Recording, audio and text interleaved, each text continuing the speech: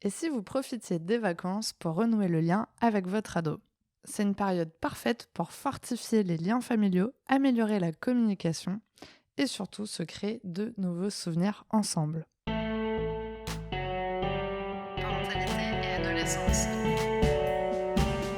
Parentalité et adolescence. Bonjour et bienvenue sur Parentalité et Adolescence, le podcast qui vous donne des outils et des clés dont vous avez besoin grâce à des interviews d'experts sur divers sujets autour de l'adolescence.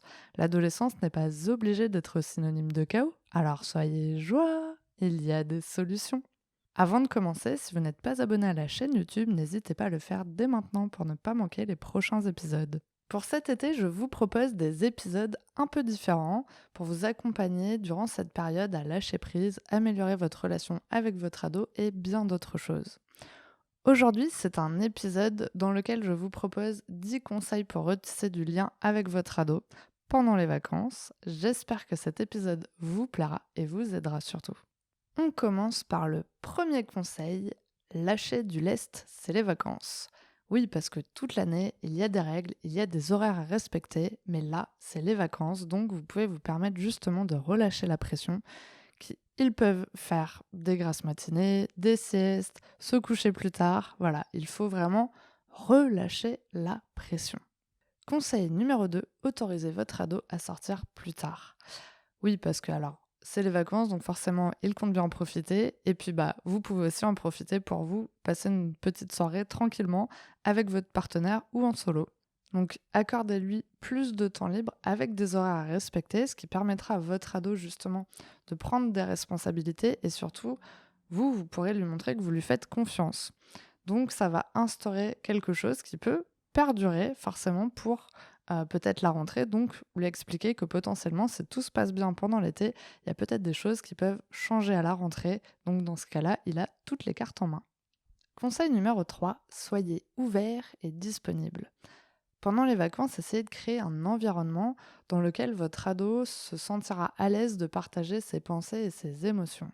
Soyez ouvert à la communication et disponible pour passer du temps ensemble. Conseil numéro 4, planifier des activités à faire ensemble. Alors le but va être de trouver des activités qui vont plaire à l'ado et à vous. Comment faire? Eh bien tout simplement, vous connaissez ses goûts, vous pouvez lui proposer des activités qui vous savez vont lui plaire, ou bien tout simplement l'impliquer dans ce choix d'activité. Et ça peut même aller plus loin, c'est-à-dire que vous pouvez l'impliquer dans l'organisation des vacances, sur le choix peut-être de la destination ou des choix d'activités pendant ce voyage, ou bien comment va se dérouler par exemple une journée. Plus il se sentira impliqué, plus il aura envie en tout cas de participer à l'activité ou à passer du temps avec vous. Et donc quand on parle d'activité, ça peut être tout simplement aller voir un film ou bien faire un jeu de société, aller faire une randonnée, une activité aquatique ou un atelier créatif, peu importe. Le principal, c'est qu'en fait, ça va être de passer du temps ensemble, de se créer des souvenirs ensemble et dans ce cas-là, de resserrer, renforcer les liens qui vous unissent.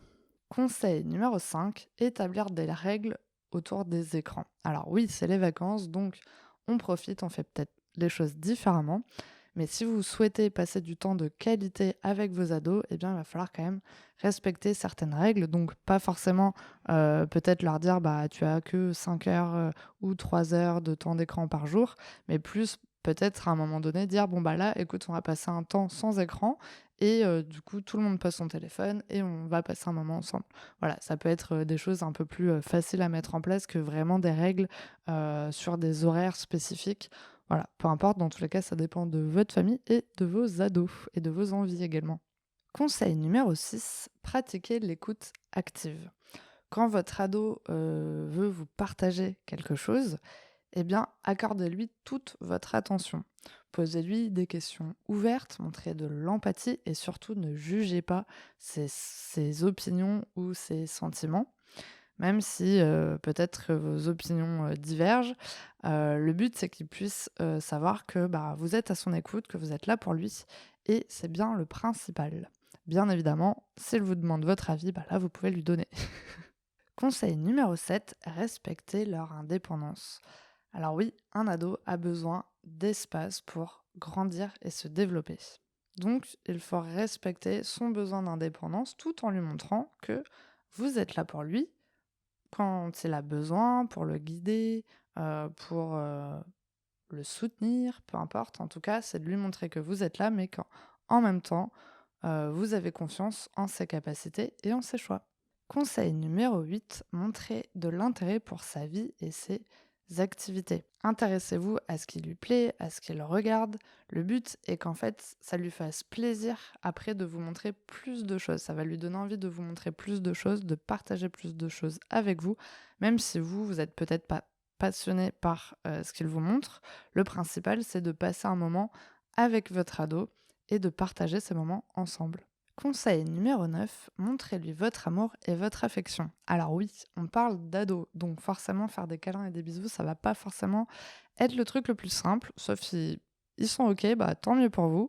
Mais sinon, voilà, ça va peut-être pas être ce genre de démonstration qu'il va falloir montrer, mais ça va être plus de lui dire que vous êtes là, il peut avoir confiance en vous, et surtout que si jamais il fait une bêtise quelconque et que si jamais il lui arrive voilà, une bricole un soir, la nuit, qu'il peut vous appeler justement pour vous demander de l'aide et que vous serez toujours là et surtout que vous ne le jugerez pas.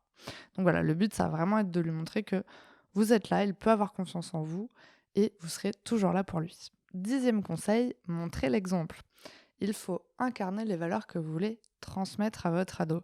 On montre par l'exemple. C'est-à-dire que si vous passez votre temps à lui dire t'es tout le temps sur ton téléphone, tu fais pas ci, tu fais pas ça, pose ton téléphone quand tu fais ça, alors que vous passez votre temps sur votre téléphone, ça n'a aucun sens pour lui et forcément, bah, il va pas du tout avoir un peu conscience de la valeur qu'il doit accorder à ce que vous lui dites. Donc, si vous posez votre téléphone, que vous dites par exemple c'est pas de téléphone à table, personne n'a son téléphone à table, c'est ok. Et si effectivement il prend son téléphone, bah là vous pourrez lui dire que bah oui, non, on a dit que c'était pas de téléphone, donc il n'y a pas de téléphone. Voilà, donc quoi qu'il arrive, en fait, ça va être forcément. Alors c'est pas facile, mais c'est forcément de montrer l'exemple, qu'importe la situation, mais d'essayer toujours de faire de votre mieux et surtout que ça soit cohérent entre ce que vous faites vous et ce que vous demandez de faire à votre ado. Donc pour finir, rappelez-vous que tous ces conseils forcément sont adaptés en fonction de votre ado, votre personnalité, l'éducation, votre histoire familiale. Voilà, ce ne sont que des suggestions, bien évidemment.